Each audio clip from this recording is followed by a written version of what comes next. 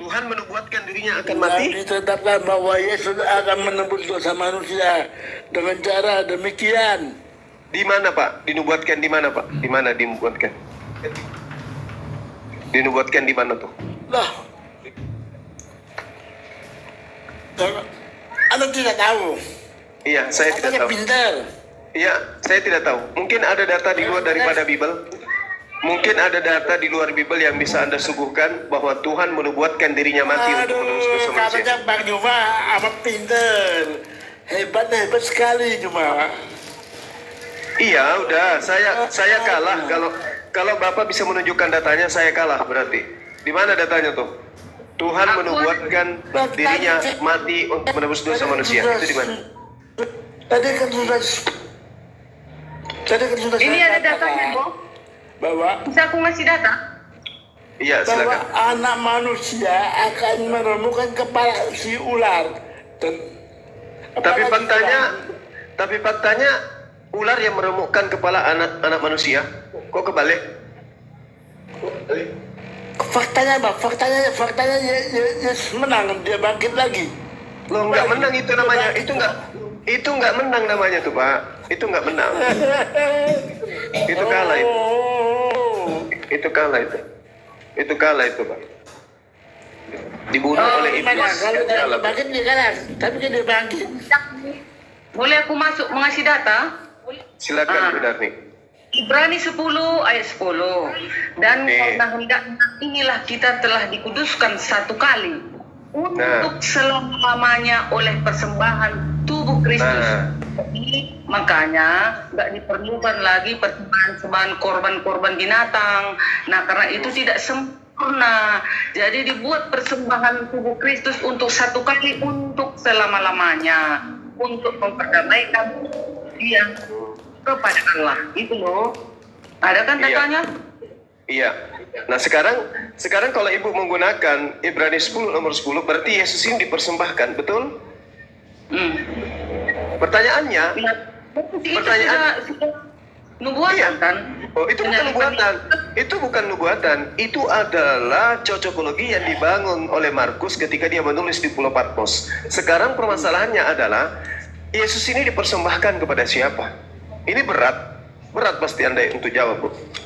Bukan, nggak berat, Bu. Nah, yaudah Bukan. kalau begitu Itu Yesus dipersembahkan kepada siapa? persembahan tubuh Kristus. Kepada siapa? Ya. Itu dilakukan untuk perdamaian kepada Allah. Nah, karena manusia ini kan terlalu banyak dosa dan Allah itu kan muak atas persembahan korban bakaranmu kan katanya di dalam Mazmur.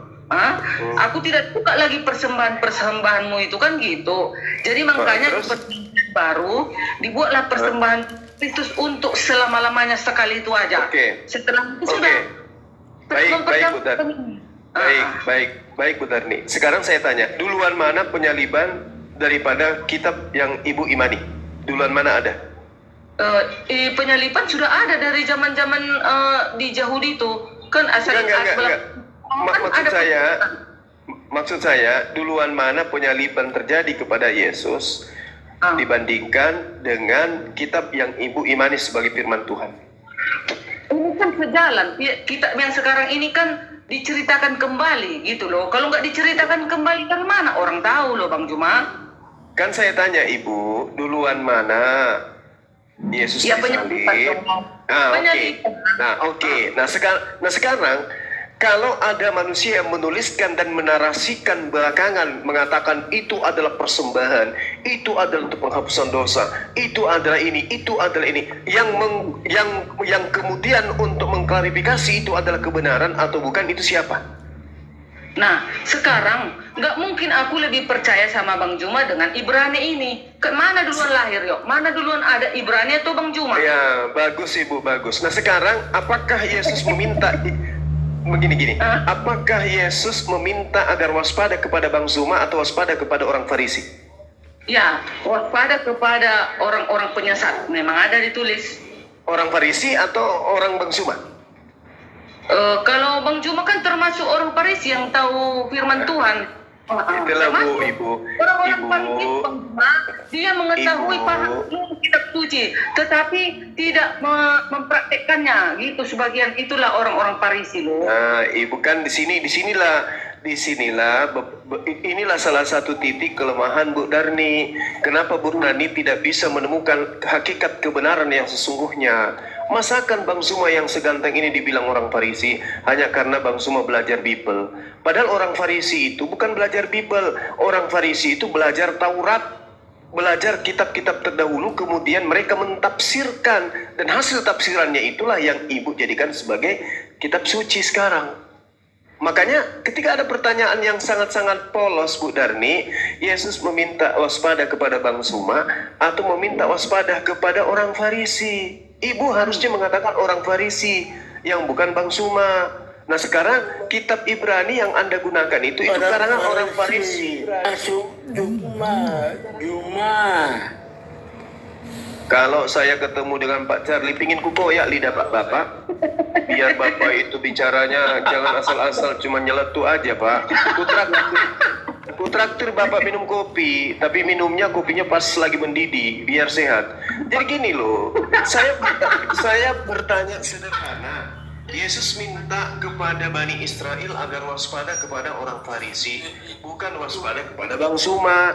Ya inilah kegagalan demi kegagalan yang Ibu pelihara sehingga tidak bisa nyambung kepada kebenaran hakiki. Coba jujur. Oh, Yesus meminta kepada Bani Israel pengikutnya untuk waspada kepada orang Farisi, sehingga kitab Ibrani sampai hari ini tidak diimani oleh Bani Israel sebagai firman Tuhan, hanya diimani oleh orang non-Yahudi. Berarti non-Yahudi tidak waspada kepada orang Farisi, malah rangkulan dengan orang Farisi. Kok jadi Bang Suma yang orang Farisi, Bu? Kan Karena gini, isi orang Farisi itu maksudnya dia mengetahui dan mempelajari kitab-kitab, tetapi ada mereka selewengkan gitu loh. Nah, yang mana ya? Selewengkan. Nah, yang Contoh. kitab yang dipelajari orang Farisi menurut Yesus itu yang mana? Nah, itulah yang di luar dari hukum Taurat tadi. Nah, itu kan Ibu sudah yang dipelajari orang Farisi itu adalah kitab-kitab yang datang sebelum Yesus itu datang. Makanya disebutkan waspadalah terhadap ahli Taurat, ahli kitab. Artinya orang yang tahu kitab-kitab yang datang kepada para nabi. Bukan ahli kitab itu maksudnya yang tahu tentang kitab perjanjian barunya Ibu. Bukan. Gitu loh Bu. Justru karena adanya keadaan yang timbul setelah Yesus pergi, yaitu akan muncul penyesat-penyesat yang menafsirkan, yang menafsirkan, menerjemahkan dan seterusnya kitab-kitab terdahulu. Maka Yesus meminta kepada muridnya yang asli agar waspada kepada orang-orang ini. Makanya kitab Ibu itu tidak pernah duduk sebagai kitab suci di Bani Israel sampai hari ini. Kitab Ibu sebagai kitab suci itu hanya ada di Romawi, Yunani, dan bagian Eropa sampai ke Indonesia, gitu loh Bu. Orang Yahudi sampai hari ini di sinagogi tidak mengenal itu perjanjian baru. Jangankan perjanjian baru, perjanjian lama yang terjemahan itu tidak dianggap sebagai firman Tuhan oleh mereka. Karena Gitu Yahudi itu kan ada yang menolak Yesus, Bang Juma. Itulah itu yang tak percaya perjanjian baru ini. Paling tidak, kalau konsep Kristen ini benar, ke-11 keturunan dari ke-11 murid. Bang Juma, kan ada Kristen Yahudi kan ada kan? Kristen Yahudi kan ada. Kristen Yahudi itu kapan adanya? Ya Kapan? maksudnya ada orang-orang yang di Israel sana kan ada Kristen kan? Ada, tapi itu hanya 0,9%. Islam lebih banyak di Yerusalem daripada Kristen. Bang Juma, Musa membawa bangsa Israel keluar dari Mesir, dari tanah perbudakan 2 juta sekian. Tapi yang selamat berapa Bang Juma? Kan 2. Jadi makanya manusia ini walaupun banyak orang yang banyak itu bukan menentukan itu umat pilihannya, tetapi umat pilihan adalah yang meneruskan hukumnya itu tadi Bang Juma. Sekarang permasalahannya gini Bu, di Yerusalem tempat kelahiran Yesus itu banyak mana Islam atau Kristen? Iya taruhlah banyak Bang, izin dulu Bang. Kristen, Islam, Yahudi, izin dulu, Islam, Kristen. Kristen yang paling sedikit. Halo. Nah, itu dia. Yesus lahir bukan di Yerusalem, Bang, di Bethlehem. Dia tahu, Bethlehem tahu. Tapi di tengah-tengah orang Bani Israel kan. Iya, di tengah-tengah Israel Nah. itu yang mana paling Itu banyak dia. itu. Pertama Yahudi, yang kedua Islam, yang ketiga paling sedikitnya Kristen. Nah, kenapa bisa Kristen yang sedikit? Ya, namanya juga pilihan kepada manusia, Bang. Cuma nggak menentukan Nah, terus- banyaknya loh. Tuhan. terus kenapa- Satu orang Oke. doa, begitu Terus aku kenapa- hadir. Terus kenapa Bani Goyim ini lebih banyak menjadi Kristen daripada Bani Goyim. orang Bani Israel? Oh, banyak Kristen. Namanya kan diberikan dua pilihan kepada kita, Bang Juma. Oh tidak, Nantilah. bukan begitu. Kalau saya jadi ibu, ibarat kata gini, kenapa orang Arab itu cuma 1% yang Islam? Oh, gini aja Bang Justru- Juma. Gak usah jadi tahu. Di Pancur Batu, Bang Juma. Di kami ini, di Pancur Batu. Bayangkan berjuta-juta manusia. Tahu Bang Juma berapa umat yang ada di gereja Masihi Advent hari ke-7 yang menguduskan hari Sabat? Hanya 8 keluarga. Bayangkan Bang Juma itu. Bukan- Kemana bukan semua manusia begitu. yang ada di Pancur Batu ini? Nah, Jadi bukan, yang salah. bukan begitu.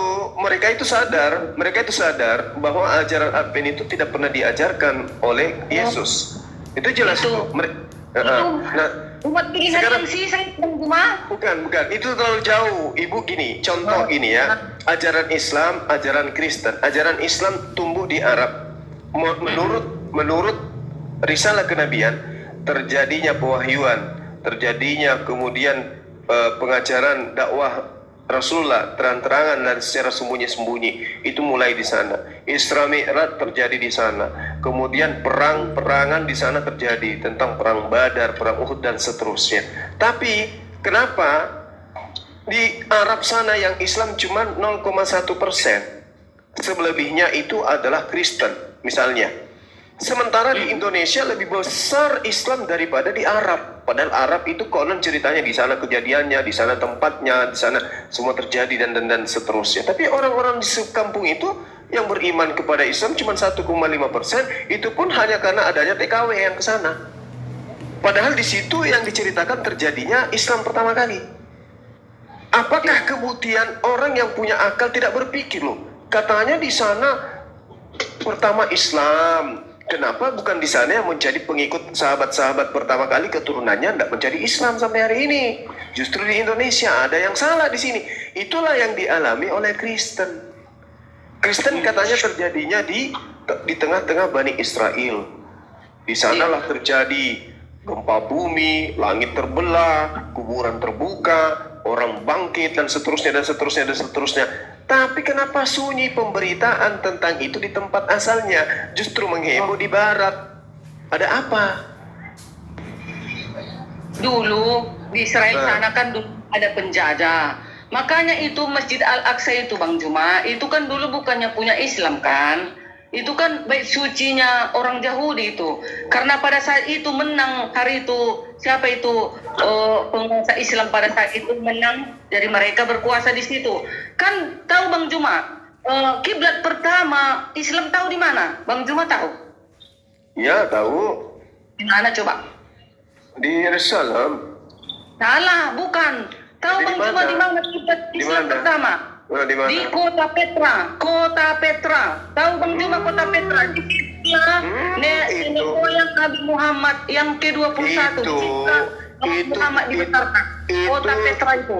Itu Nah, buatan tunggu dulu. Setelah itu, Bang. Barat. Link yang Anda Tunggu dulu. baca itu link yang keliru. Itulah, Itu biar tahu. link buatan Tahu tahun yang berapa kedua, itu? Itu informasi tahun berapa? Itu informasi tahun 2002. Aku berdoa, Bang Juma, Masuk. kalau aku berdoa, biarlah Tuhan menghukum aku. Yang kedua kiblatnya di Yerusalem. Yang ketiga pindah lagi ke Mekah. Nanti keempat entah kemana lagi. Ini mau Oh, enggak. mau didirikan. Tunggu Enggak, Bang Juma, mau enggak didirikan begitu. pangeran Arab sekarang kota termegah di dunia. Itu nanti mau dirubuhkan lagi tuh. Nggak bisa gitu. Islam tidak bisa Anda goyahkan dengan link-link kufur seperti itu. Bukan goyahkan, Link yang dicetak itu di internet Ini itu berantem. 2002. Sementara Islam itu datang di abad ke-7, pelakunya ada, pelaku sejarahnya ada. Ka'bah itu tidak pernah bergeser, tidak pernah dibuat bahwa ini adalah Ka'bah baru. Itu ada sampai hari ini. Ingat Bu, ingat dari abad ke-7 sampai abad sekarang orang berhaji itu setiap tahun. Jadi tidak mungkin itu berpindah. Jadi link-link seperti itu jangan jadikan sebagai acuan, tidak bagus. Kalau nanti berpindah dari situ yang keempat gimana Bang Juma? Aduh, itu menghayal, itu tidak mungkin. Oh, betul ya. Ayo kita lihatlah ke depannya. Tapi itu tadi kan ceritanya di Israel kan tadi Bang Juma bilang tempat kelahiran Yesus, maunya di situlah yang banyak Kristen kan gitu. Iya, betul. Itu dulu terjadi peperangan, siapa yang berkuasa itu yang menang begitu. Makanya sekarang kan umat Israel, orang Yahudi kan mau merebut kembali itu Masjid Al-Aqsa. Jadi rencana orang Yahudi mau mengembalikan semua orang-orang Yahudi yang ada di segala penjuru. Jadi itu mau dirubuhkan, mau dibangun lagi bait suci ketiga. Oke, jadi gini, apakah Yesus berhasil dalam misinya kepada Bani Israel atau gugur atau gagal? Kenapa? Kan masih banyak umat-umat pilihan yang tersebar di segala penjuru yang masih menuruti hukumnya tadi, Bang Juma. Contohnya kami umat Advent, Bang Juma, masih setia kepada 10 hukumnya. Tak mau kami menukar hukumnya. Aku datang hanya kepada domba-domba yang hilang dari Bani Israel.